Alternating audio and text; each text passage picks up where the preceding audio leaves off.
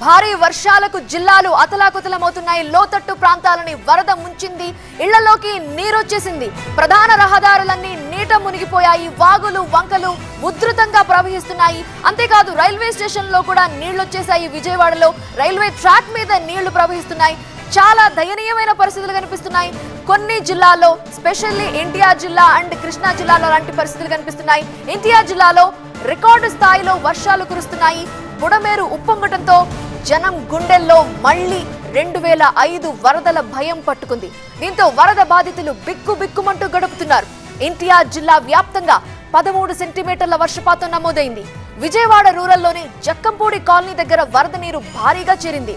చుట్టుపక్కల వాగులు వంకలతో పాటు బుడమేరు వరద కూడా తోడవటంతో క్షణానికి నీటి మట్టం పెరుగుతోంది.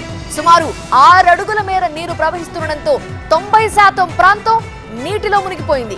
ఇళ్లలోకి నీరు ప్రవేశించడంతో ఎత్తైన భవనాల్లోకి చేరుకొని ప్రాణాలు రక్షించుకునే ప్రయత్నం చేస్తున్నారు కాలనీ వాసులు.